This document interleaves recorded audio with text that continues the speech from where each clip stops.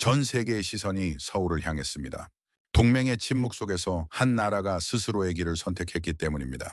북한의 위협은 커져만 갔고 미국은 머뭇거렸습니다.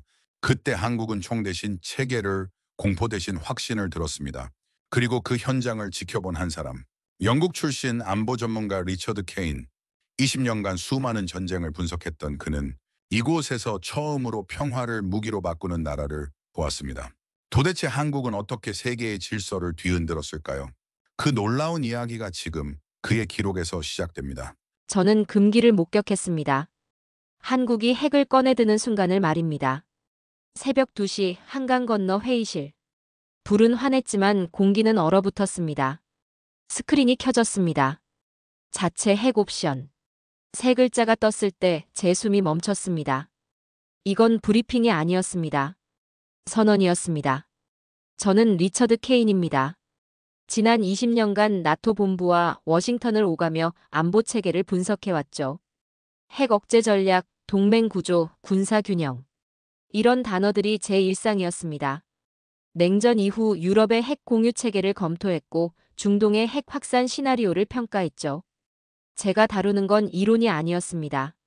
국가의 생존이었습니다. 그런데 그날 아침 모든 게 달랐습니다.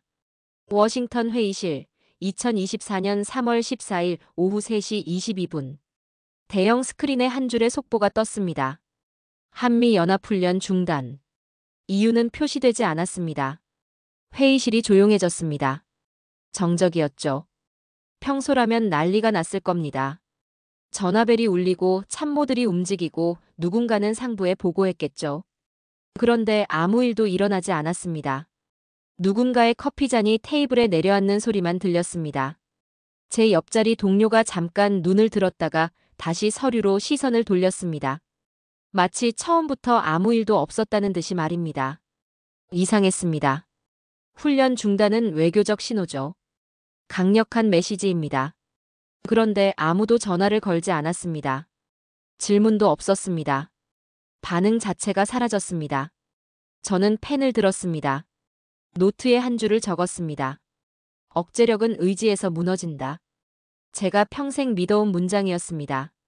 워싱턴은 대답하지 않았습니다. 그 침묵이 전략이었다면 누군가는 다른 전략으로 답해야 했습니다. 그날 밤 제 휴대폰이 울렸습니다. 서울에서 온 전화였죠. 한국 측 연락 담당자였습니다. 케인 선생님, 내일 새벽회의 참석 가능하십니까? 목소리는 차분했지만 긴장이 느껴졌습니다. 저는 즉시 비행기에 올랐습니다. 14시간이 걸렸죠. 기내에서 잠을 이룰 수 없었습니다. 창밖 구름을 바라보며 생각했습니다. 도대체 무슨 일이 벌어지고 있는가? 다음 날 새벽, 저는 한강이 내려다 보이는 회의실에 앉아 있었습니다. 한국 시간으로 새벽 2시. 그런데 회의실은 환했습니다. 테이블 양쪽으로 한국 측 참모들이 앉아 있었습니다. 표정은 절제되어 있었죠. 그런데 눈빛이 달랐습니다. 무언가를 결정한 사람들의 눈이었습니다. 더 이상 기다리지 않기로 한 사람들의 눈이었습니다. 스크린이 켜졌습니다. 첫 슬라이드였습니다. 대체 시나리오 브리핑. 그리고 다음 줄에 네 글자가 떴습니다. 자체 핵 옵션. 제 심장이 뛰기 시작했습니다. 이건 단순한 전략 검토가 아니었습니다. 금기의 문이 열리고 있었습니다. 두 번째 슬라이드가 나왔습니다. 북한의 핵 증강 시나리오였습니다. 그래프 하나가 화면을 채웠습니다. 10년 내 300기. 붉은 선이 가파르게 상승했습니다. 그래프 옆에 작은 글씨가 있었습니다. 현재 진행형 시나리오. 추정이 아니었습니다. 관측 데이터였죠. 그 다음 슬라이드는 더 충격적이었습니다. 남한 주요 도시의 타임 온타깃 계산표였죠. 서울, 부산, 대전, 광주. 각 도시 옆에 숫자가 적혀 있었습니다. 3분 30초, 7분 10초, 5분 45초. 발사부터 착탄까지 걸리는 시간이었습니다. 대피할 시간조차 없는 숫자들이었습니다. 회의실 공기가 무거워졌습니다. 차가웠습니다. 누군가 물을 마시는 소리가 들렸지만 아무도 말하지 않았습니다. 저는 노트를 펼쳤습니다. 세 개의 원을 그렸습니다. NPT, 동맹, 억제.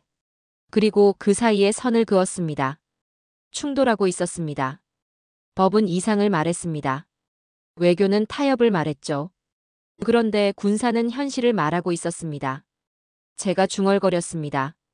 법은 이상을 말하고 억제는 현실을 말한다. 옆자리 통역관이 잠깐 저를 쳐다봤지만 아무 말도 하지 않았습니다. 우리는 말과 법 사이에서 실제의 미사일을 잇고 있었습니다.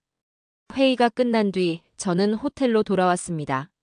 침대에 앉아 가방을 열었습니다. 그때 한 장의 문서가 눈에 들어왔습니다. 누군가 제 가방에 넣어둔 겁니다. 표지에 제목이 적혀 있었죠.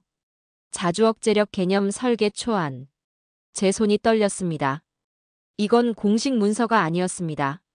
내부 브리프였습니다. 저는 천천히 문서를 펼쳤습니다.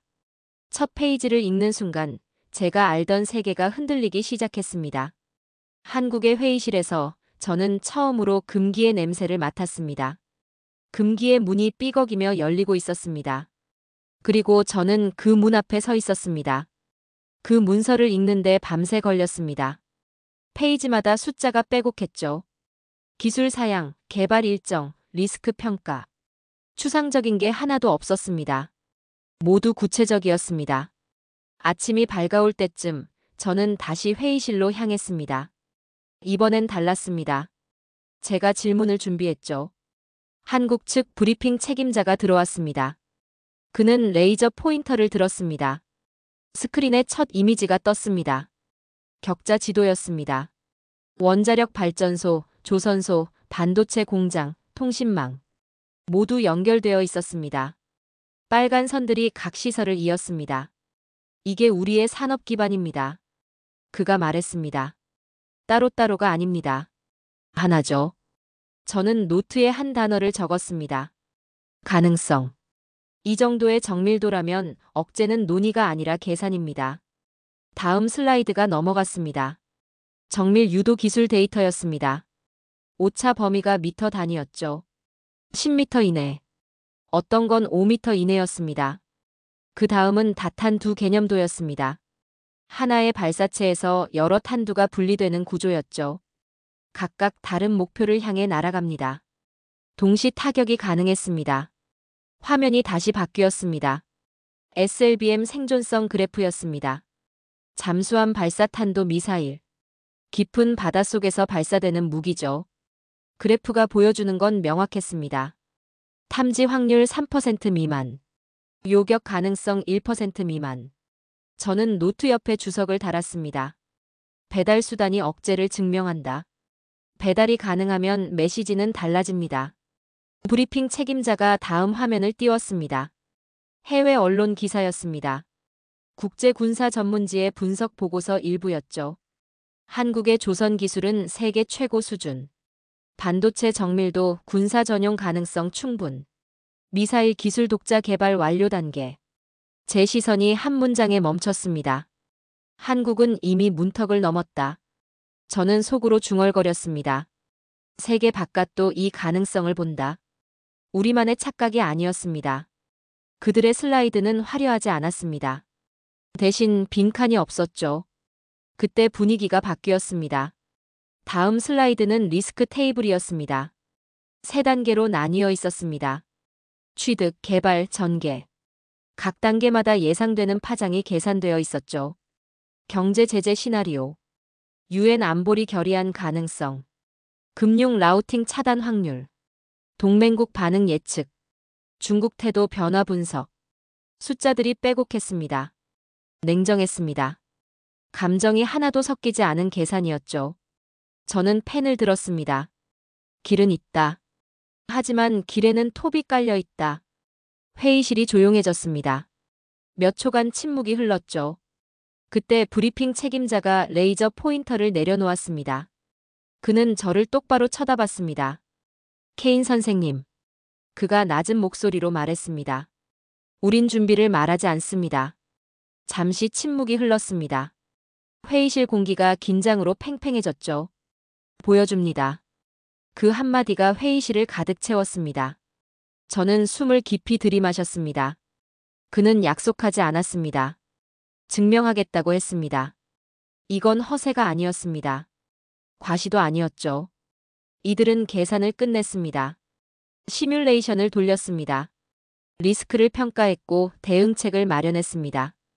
그리고 지금 증명하겠다고 말하고 있었습니다. 저는 노트를 덮었습니다. 제 가슴 깊은 곳에서 무언가가 울렸습니다. 낮고 길게 퍼지는 공명이었죠. 억제력은 선언이 아니라 합계였습니다. 기술 더하기 의지 더하기 시간. 그 공식이 제 머릿속에서 완성되었습니다. 회의가 끝나고 저는 밖으로 나왔습니다. 한강이 보였습니다. 아침 햇살이 강물 위를 반짝이게 만들었습니다. 저는 손에 든 노트를 펼쳤습니다. 가능성이라는 단어 옆에 작은 별표를 그려 넣었습니다. 20년간 억제를 분석했습니다. 이론을 검토했고 전략을 평가했죠. 나토에서 핵 공유 체계를 연구했고 중동에서 확산 시나리오를 추적했습니다. 그런데 이 순간만큼 확실했던 적이 없었습니다. 한국은 그 세 가지를 모두 갖추고 있었습니다. 기술, 의지, 시간. 저는 다시 노트를 봤습니다. 마지막 줄에 한 문장을 추가했습니다. 그날 서울은 조용히 가능성을 시연했다. 대화보다 강하게. 제 펜 끝이 종이 위에서 멈췄습니다. 창밖을 바라봤습니다. 한강 너머로 도시가 깨어나고 있었습니다. 그리고 저는 깨달았습니다. 희망이라는 게 이렇게 조용히 찾아온다는 걸 말입니다. 사흘째 아침, 저는 버스에 올랐습니다. 목적지는 공개되지 않았죠. 1시간을 달렸습니다. 도시를 벗어나 산으로 들어갔습니다. 버스가 멈췄습니다. 거대한 철문 앞이었습니다. 경비가 신분증을 확인했고 문이 열렸습니다. 방산 현장이었습니다. 안으로 들어서는 순간 소리가 귀를 채웠습니다. 기계음이었죠. 규칙적이고 정확했습니다. 흰 소음 같은 리듬이 공간을 지배했습니다. 작업자들이 움직였습니다. 모두 정확한 동선이었죠. 헬멧, 장갑, 보호복. 누구 하나 규율을 벗어나지 않았습니다. 저는 노트에 적었습니다. 이건 미학이 아니라 전쟁의 문법. 기계는 거짓말을 못합니다. 이곳의 기계는 특히 그랬습니다. 한 작업자가 부품을 조립하고 있었습니다. 손이 떨리지 않았죠. 눈빛이 집중되어 있었습니다. 그의 손에 작은 상처가 보였지만 미소가 있었습니다. 안내자가 말했습니다. 다음은 시뮬레이션 룸입니다. 문이 열렸습니다. 어두운 방이었습니다. 중앙에 대형 스크린이 있었죠. 한반도 지도가 떴습니다. 북쪽에서 붉은 점들이 나타났습니다. 발사 시나리오였습니다. 10여 개의 붉은 점이 남쪽으로 향했습니다. 제 심장이 빨라졌죠. 그때 파란 점들이 움직이기 시작했습니다. 요격 미사일이었습니다. 붉은 점 하나가 사라졌습니다. 그 다음 또 하나. 그 다음 또 하나. 순차적으로 소거되었습니다. 화면 하단에 숫자가 떴습니다. 요격 성공률 92%. 생존 확률 87%. 빨간 점이 하나씩 꺼질 때 제 심장도 박자를 찾았습니다. 안내자가 설명했습니다. 이건 단순 요격만이 아닙니다. 다음 화면이 나왔습니다. 복합 억제 시스템 구조도였죠. 미사일 방어, 사이버 방호, 우주 감시, 전자전. 4개의 층이 서로 연결되어 있었습니다. 하나가 실패해도 다른 층이 작동했죠. 핵만이 아니라 체계가 억제한다. 제가 중얼거렸습니다. 핵은 끝이 아니었습니다. 체계가 결말을 바꿨습니다. 다음 브리핑실로 이동했습니다. 벽면에 큰 도표가 걸려 있었습니다. 정책 창문이라는 제목이었죠. 여론조사 그래프, 선거 일정표, 국제 정세 분석. 모두 시간축으로 배열되어 있었습니다. 여기입니다. 안내자가 특정 구간을 가리켰습니다. 결정의 창. 여론이 허용하고 정치가 가능하고 국제 정세가 용인하는 시점. 그 세 가지가 겹치는 순간이 표시되어 있었습니다. 저는 노트에 굵게 밑줄을 그었습니다. 시간은 무기다. 결정은 가능성의 순간을 선택하는 기술이었습니다. 그들의 시계는 정치가 아니라 생존을 가리키고 있었습니다. 마지막 질의응답 시간이었습니다. 저는 펜을 들었습니다. 실행 가능한 일정이 있습니까? 브리핑 책임자가 고개를 끄덕였습니다. 그는 한 장의 종이를 꺼냈습니다. 마일스톤 표였습니다. 단계별로 날짜가 적혀 있었죠. 6개월, 1년, 2년. 각 시점마다 달성 목표가 명시되어 있었습니다. 언젠가가 아닙니다. 그가 말했습니다. 언제까지입니다. 이 사람들은 언젠가가 아니라 언제까지를 말했습니다.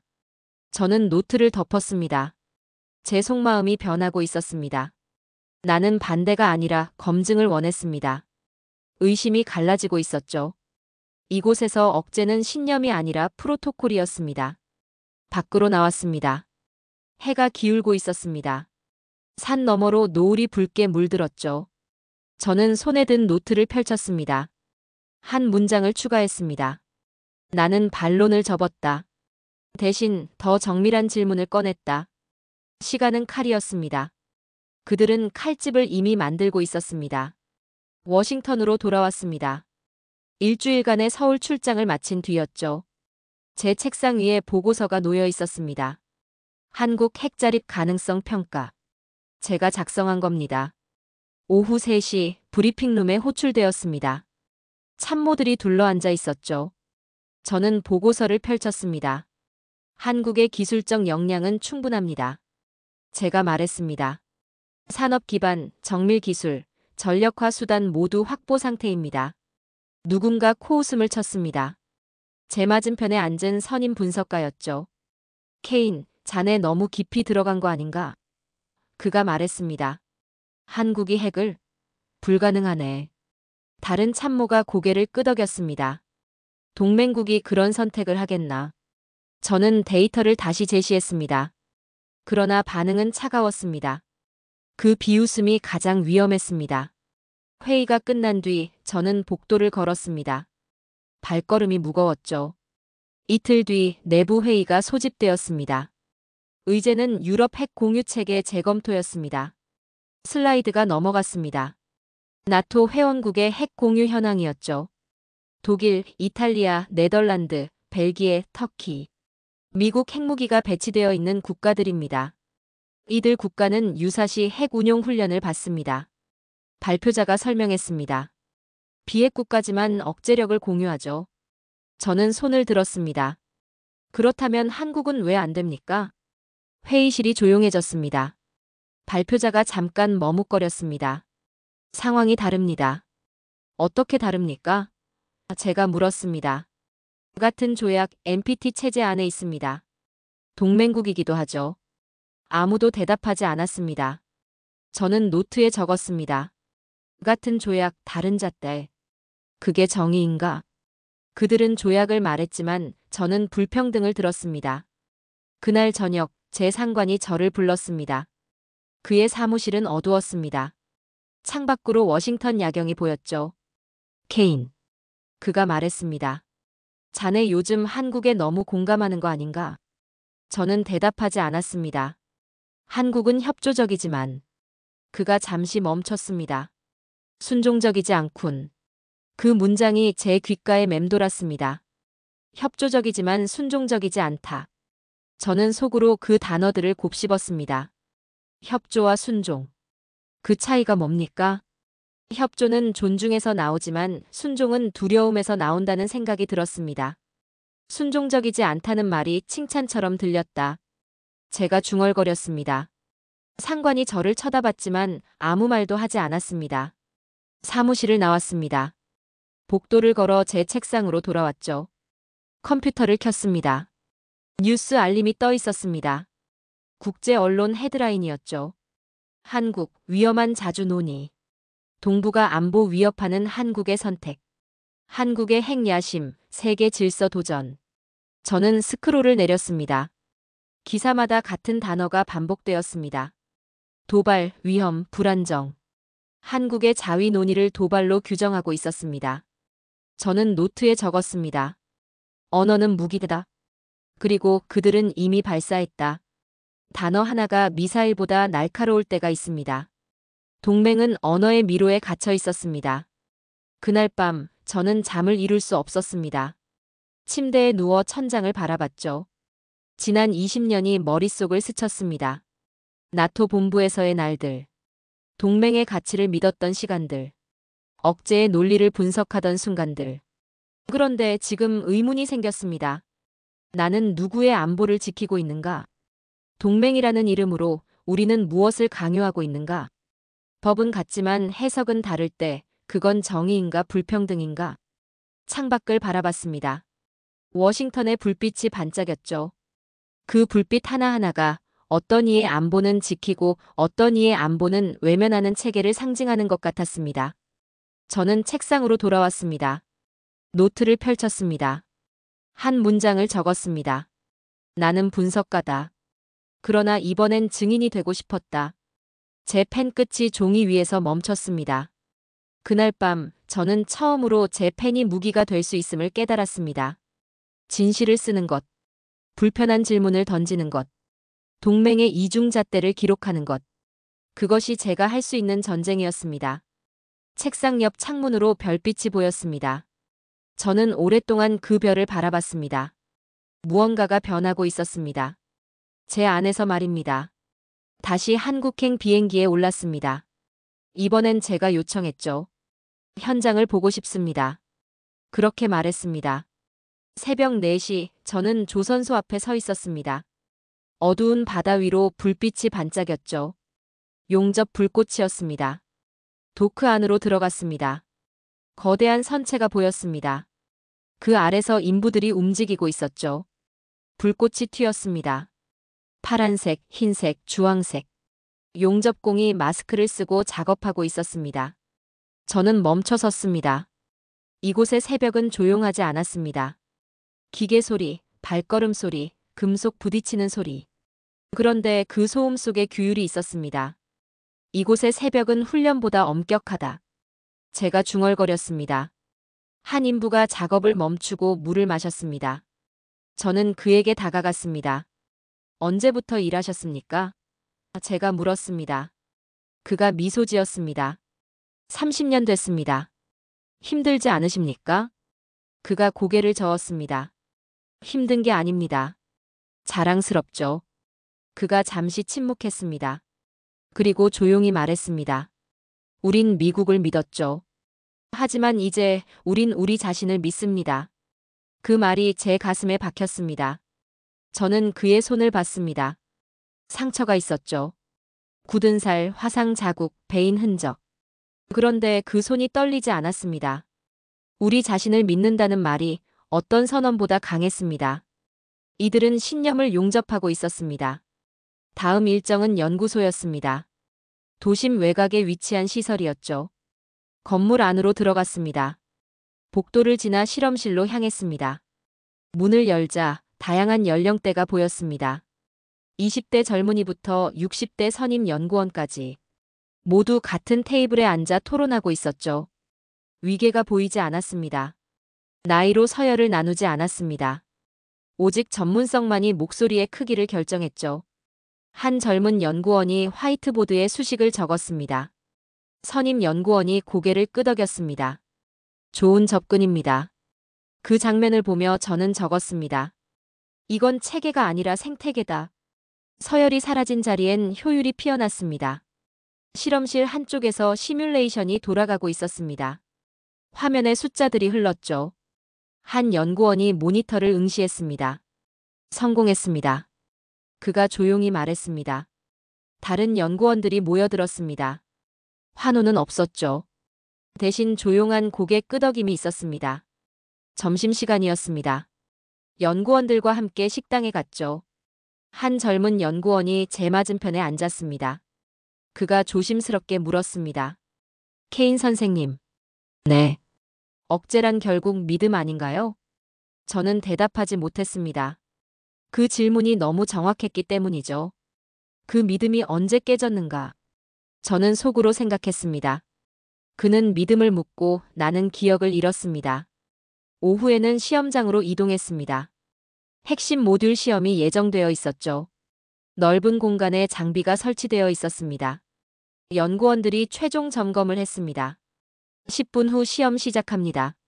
책임자가 말했습니다. 모두가 제자리로 갔습니다. 저도 관측실로 향했죠. 유리창 너머로 시험장이 보였습니다. 카운트다운이 시작되었습니다. 10, 9, 8. 제 심장이 뛰었습니다. 7, 6, 5. 모두가 숨을 죽였습니다. 4, 3, 2, 1. 신호가 울렸습니다. 장비가 작동했습니다. 화면에 숫자들이 떴죠. 모니터링 데이터가 실시간으로 갱신되었습니다. 30초가 지났습니다. 1분이 지났습니다. 2분이 지났습니다. 성공입니다. 한 연구원이 조용히 말했습니다. 그 순간 박수가 터졌습니다. 환호가 아니었죠. 조용한 박수였습니다. 절제된 성취감이 공간을 채웠습니다. 소리 없는 박수가 울릴 때 저는 확신했습니다. 이건 시작이라고 말입니다. 저는 창밖을 바라봤습니다. 해가 지고 있었습니다. 하늘이 주황색으로 물들었죠. 한 연구원이 제 옆으로 왔습니다. 감회가 어떠십니까? 저는 대답 대신 노트를 펼쳤습니다. 한 문장을 보여줬죠. 이들은 명령이 아니라 신념으로 움직였다. 그가 미소 지었습니다. 밤이 되었습니다. 저는 호텔로 돌아와 노트를 펼쳤습니다. 오늘 본 장면들이 떠올랐습니다. 새벽 4시 조선소의 불빛, 기술자의 상처 입은 손과 미소, 연구소의 수평적 협력, 젊은이의 질문, 그리고 조용한 박수. 저는 펜을 들었습니다. 한국의 새벽은 조용했다. 그러나 그 조용함이 세상을 흔들 준비를 하고 있었다. 제 손이 멈추지 않았습니다. 나는 처음으로 우린 믿습니다라는 말이 공허하지 않음을 느꼈다. 창밖을 봤습니다. 서울의 불빛이 반짝였습니다. 작은 불빛 하나가 거대한 체계를 깨웠습니다. 서울에서의 넷째 날 아침이었습니다. 호텔방에서 뉴스를 보고 있었죠. 갑자기 화면이 바뀌었습니다. 속보였습니다. 북한 대규모 핵실험 감행. 제 손이 멈췄습니다. 커피잔을 들고 있었는데 그대로 굳었죠. 화면에 숫자가 떴습니다. 진도 6.2 지진 감지. 핵실험 규모를 나타내는 수치였습니다. 이전보다 훨씬 컸죠. 진짜 시험이 시작됐다. 제가 중얼거렸습니다. 휴대폰이 울렸습니다. 한국 측 담당자였죠. 케인 선생님, 지금 상황 보고 계십니까? 네. 1시간 뒤 브리핑 있습니다. 오시겠습니까? 지금 갑니다. 밖으로 나왔습니다. 거리가 이상하게 조용했습니다. 사람들이 평소처럼 걷고 있었죠. 공항은 없었습니다. 차를 타고 청사로 향했습니다. 라디오를 켰습니다. 뉴스가 나오고 있었죠. 전국 경보체계 작동. 민방위 단계 상승. 군 대응 태세 강화. 도착했습니다. 회의실은 이미 사람들로 가득했죠. 대형 스크린에 한반도 지도가 떠 있었습니다. 북쪽의 붉은 점이 깜빡이고 있었습니다. 핵실험 지점이었죠. 브리핑이 시작되었습니다. 오전 9시 30분 북한 함경북도 지역에서 인공지진 감지. 규모 6.2, 깊이 1km. 핵실험으로 확인. 화면이 바뀌었습니다. 지진파 데이터였죠. 선명한 파형이 보였습니다. 추정 위력 50킬로톤 이상. 회의실이 무거워졌습니다.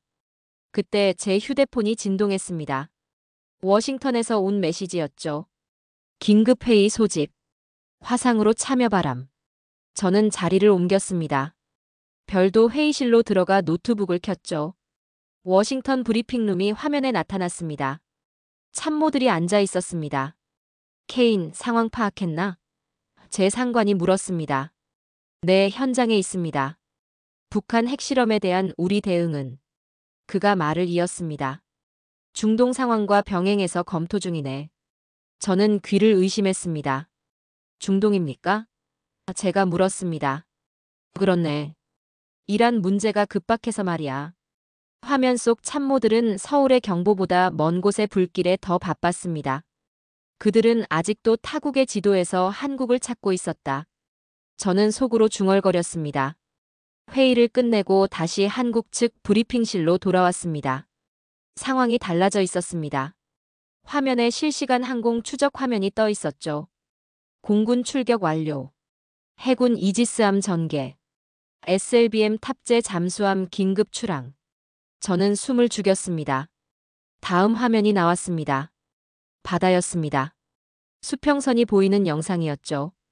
갑자기 수면이 부풀어 올랐습니다. 하얀 거품이 일었습니다. 그리고 거대한 물기둥이 솟아올랐죠. 미사일이었습니다. 잠수함에서 발사된 탄도 미사일. 수면이 갈라지는 장면이었습니다. 물기둥 속에서 미사일이 하늘로 치솟았죠. 훈련 영상이었습니다. 그러나 메시지는 분명했습니다. 그들의 움직임은 빠르고 침묵은 더 빨랐습니다. 저녁이 되었습니다. 북한이 반응했습니다. 텔레비전 화면에 영상이 나왔습니다. 북한의 선전 영상이었죠. 서울 불바다. 그 단어가 화면을 채웠습니다. 위험 영상이었습니다. 미사일 발사 장면, 폭발 장면, 불길. 저는 거리로 나갔습니다. 사람들 반응이 궁금했죠. 놀라운 광경이었습니다. 아무도 달리지 않았습니다. 아무도 소리 지르지 않았죠. 카페에서 커피를 마시는 사람들, 버스를 기다리는 사람들, 산책하는 사람들. 정적이었습니다. 공포가 아니라 차분함이었죠. 공포보다 차분함이 무서웠다. 제가 중얼거렸습니다. 그 누구도 두려움으로 움직이지 않았습니다. 다음 날 새벽이었습니다. 긴급 소집이 떨어졌죠. 브리핑실로 뛰어갔습니다. 화면에 위성 영상이 떠 있었습니다. 발사 징후 포착. 책임자가 말했습니다. 북한 동해안 지역이었습니다. 이동식 발사대가 보였죠. 실시간 추적 중. 몇 분이 지났습니다. 긴장이 최고조에 달했죠. 발사. 화면에 붉은 궤적이 그려졌습니다. 미사일이 날아가고 있었습니다. 그 순간 요격 미사일 발사. 파란 궤적이 나타났습니다. 붉은 선을 향해 날아갔죠. 화면이 확대되었습니다. 두 개의 점이 만났습니다. 그리고 사라졌습니다. 요격 성공. 회의실에 박수가 터졌습니다. 이번엔 조용하지 않았죠. 저는 화면을 응시했습니다. 완벽한 탐지. 완벽한 추적. 완벽한 요격. 이건 실험이 아니라 선언이었다. 저는 노트에 적었습니다. 그날 저는 확신했습니다. 이 나라는 준비되어 있었습니다. 진짜 전쟁은 총성이 아니라 침묵으로 시작됩니다. 그들의 침묵은 항복이 아니라 신념의 언어였습니다. 하늘은 불탔지만 그들의 손은 떨리지 않았습니다. 이건 방어가 아니었습니다. 선언이었습니다. 우리는 준비돼 있다. 석 달이 지났습니다. 서울에서 세계 안보 포럼이 열렸죠. 주요국 대표단이 모였습니다. 저도 참석했습니다. 이번엔 관찰자가 아니라 증인으로 말입니다. 컨벤션홀은 가득 찼습니다. 50여 개국 대표들이 앉아 있었죠. 언론사 카메라가 줄지어 섰습니다. 한국 대표단이 입장했습니다. 조용했습니다. 화려하지 않았죠. 대표가 연단에 섰습니다. 스크린이 켜졌습니다. 자주억제 전략. 첫 슬라이드였습니다. 회장이 조용해졌죠. 우리는 오늘. 그가 말했습니다. K-디터런스를 공개합니다. 한국형 복합 억제 체계. 핵무장이 아니었습니다. 다음 슬라이드가 나왔습니다. 다층 구조도였죠. 위성 감시 시스템. 사이버 방호 네트워크. 미사일 방어 체계. 전자전 능력. 정밀 타격 수단. 모두 연결되어 있었습니다. 하나의 생태계였죠. 이건 힘의 선언이었다. 총 대신 시스템으로. 저는 노트에 적었습니다. 서울의 하늘 아래 세계가 경청하고 있었습니다. 실시간 시연이 시작되었습니다. 대형 스크린에 한반도 상공 영상이 떴습니다. 위성에서 찍은 실시간 영상이었죠. 가상 위협 시나리오를 투사합니다. 화면에 붉은 점들이 나타났습니다. 적 미사일 발사 시뮬레이션이었죠. 그 순간 파란 점들이 움직이기 시작했습니다. 실시간으로 작동하는 방어 시스템이었습니다. 위성이 탐지했습니다. 사이버 시스템이 분석했습니다. 미사일 방어망이 대응했습니다. 화면 하단에 숫자가 떴습니다. 탐지 시간 23초. 분석 완료 41초. 요격 준비 55초. 모든 목표가 차단되었습니다. 회장에서 탄성이 흘렀습니다. 전 세계 언론이 플래시를 터뜨렸습니다. 빛의 폭풍 같았죠. 이건 군사 시위가 아니라 문명의 시연이었습니다. 시연이 끝났습니다. 회장이 조용해졌죠. 대표가 다시 말했습니다. 우리는 전쟁을 원하지 않습니다. 그러나 평화는 원합니다. 그 평화를 지키기 위해 우리는 준비했습니다. 박수가 터졌습니다. 길고 뜨거운 박수였죠. 저는 손을 들어 박수쳤습니다. 제 눈이 뜨거워졌습니다. 그들은 한 방울의 피 없이 전쟁을 막았습니다. 포럼이 끝나고 저는 호텔로 돌아왔습니다. 노트북을 켰죠. 뉴스가 쏟아지고 있었습니다. 한국 힘으로 평화를 설계하다. 새로운 안보 패러다임의 탄생. KD 터런스 미래 억제의 모델. 세계가 숨을 죽였고 한국은 단 한 번의 시연으로 답했습니다. 다음 날 워싱턴에서 공식 발표가 있었습니다. 저는 화상으로 회의에 참여했죠. 국방부 대변인이 나왔습니다. 그가 성명을 읽었습니다. 미국은 한국을. 그가 잠시 멈췄습니다. 억제의 대상이 아닌 억제의 축으로 재평가합니다. 그 문장이 회의실을 채웠습니다. 인정은 늦었지만 확실했습니다. 저는 감정 없는 그 문장을 들으며 중얼거렸습니다. 역사적 문장이다. 그날 저녁 저는 한강을 따라 걸었습니다. 불빛이 강물에 반사되었죠. 지난 몇 달이 주마등처럼 지나갔습니다. 워싱턴 회의실의 침묵. 서울 새벽 회의실의 긴장. 조선소의 용접 불꽃. 연구소의 조용한 박수. 북한 핵실험의 충격. 요격 성공의 순간. 그리고 오늘 세계의 인정. 저는 멈춰 섰습니다. 강을 바라봤죠. 나는 그동안 동맹을 믿었다. 제가 중얼거렸습니다. 그러나 이제는 믿음을 새로 배워야 한다. 동맹은 일방적 의존이 아니었습니다. 상호 존중이었죠. 한국은 그걸 증명했습니다. 저는 노트를 펼쳤습니다. 마지막 페이지에 한 문장을 적었습니다. 전쟁을 막는 법을 한국은 새로 발명했다. 그날 서울은 군사도시가 아니라 철학의 수도였습니다. 나는 전쟁을 공부했습니다. 그러나 그날 평화를 배웠습니다. 제 눈빛 속에 경외와 확신이 동시에 빛났습니다. 그들은 두려움이 아니라 신념으로 전쟁을 멈췄습니다.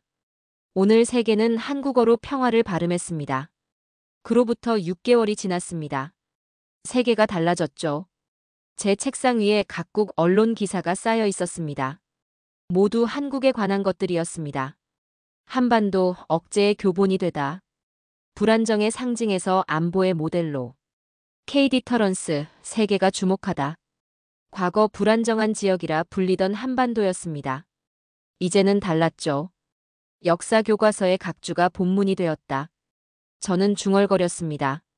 한반도는 더 이상 분단의 상징이 아니었습니다. 다음 주 저는 국제안보 콘퍼런스에 참석했습니다. 런던이었죠. 한 세션의 주제가 눈에 들어왔습니다. K안보 프레임워크 신흥국을 위한 새로운 모델. 회의실로 들어갔습니다. 만석이었죠. 발표자가 나왔습니다. 동남아 국가 안보 담당자였습니다. 우리는 한국의 모델을 연구했습니다. 그가 말했습니다. 무력 대신 기술, 의존 대신 연합. 슬라이드가 넘어갔습니다. 여러 국가 이름이 나열되어 있었죠.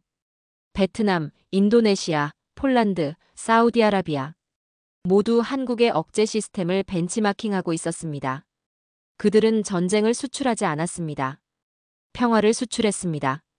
휴식 시간에 한 외교관이 제게 다가왔습니다. 케인 선생님. 네. 선생님 보고서 읽었습니다. 인상적이더군요. 저는 고개를 끄덕였습니다. 한국은 어떻게 해냈습니까? 그가 물었습니다. 저는 잠시 생각했습니다. 신념입니다. 제가 대답했습니다. 그들은 무기를 만들지 않았습니다. 신뢰를 설계했죠. 그가 고개를 끄덕였습니다. 다음 달 저는 다시 서울을 방문했습니다. 이번엔 거리를 걸었죠. 사람들이 달라 보였습니다. 자부심이 느껴졌습니다. 과시가 아니었죠. 차분한 자신감이었습니다. 한 카페에 들어갔습니다. 텔레비전이 켜져 있었죠. 뉴스가 나오고 있었습니다. 시민 인터뷰였습니다. 이제 우린 두렵지 않습니다. 한 시민이 말했습니다. 우린 준비되어 있으니까요. 국가의 힘은 조용할수록 강했습니다. 저는 호텔로 돌아와 노트북을 켰습니다. 보고서를 작성할 시간이었죠. 제목을 적었습니다. 억제의 재정의 한국 모델과 미래 안보. 첫 문장을 썼습니다. 억제는 군사 행위가 아니라 문명적 의지의 표현이다. 손이 멈추지 않았습니다. 지난 1년의 경험을 쏟아냈습니다. 워싱턴의 침묵, 서울의 결단, 현장의 열정, 시험의 순간, 그리고 세계의 인정. 보고서를 완성했습니다. 런던, 워싱턴, 브뤼셀로 전송했죠. 며칠 뒤 답장이 왔습니다. 이 보고서는 필독 자료로 지정되었습니다. 각국 안보기관에서 인용하고 있습니다. 이 문장이 내 마지막 보고서가 되어도 좋다. 저는 중얼거렸습니다. 그날 밤 저는 한강을 다시 찾았습니다. 다리 위에 섰죠. 강 건너 불빛을 바라봤습니다. 빌딩의 불, 거리의 불, 집집마다의 불. 수없이 많은 불빛이 반짝였습니다. 나는 이제 이해했다. 제가 중얼거렸습니다. 그들이 지키려는 건 땅이 아니라 미래였다. 이 도시의 불빛 하나하나가 평화의 방패였습니다. 서울의 불빛이 바다처럼 넘실거렸습니다. 그것이 진짜 억제력이었습니다. 저는 더 이상 분석하지 않았습니다. 경청했죠. 억제는 군사 전략이 아니라 인간의 용기에 대한 선언이었습니다. 멀리서 드론이 날아갔습니다. 불빛을 그리며 하늘을 가로질렀죠. 평화의 문장을 그리고 있었습니다. 저는 노트를 펼쳤습니다. 마지막 문장을 적었습니다. 이건 끝이 아니라 서막이다. 한국은 세계를 가르치지 않았습니다. 다만 평화를 지키는 법을 보여줬습니다. 제 여정이 끝나고 있었습니다. 그러나 한국의 여정은 이제 시작이었죠. 강바람이 불었습니다. 차갑지 않았습니다. 따뜻했죠. 저는 긴 숨을 내쉬었습니다. 1년 전 저는 금기를 목격했습니다. 오늘 저는 미래를 목격하고 있습니다.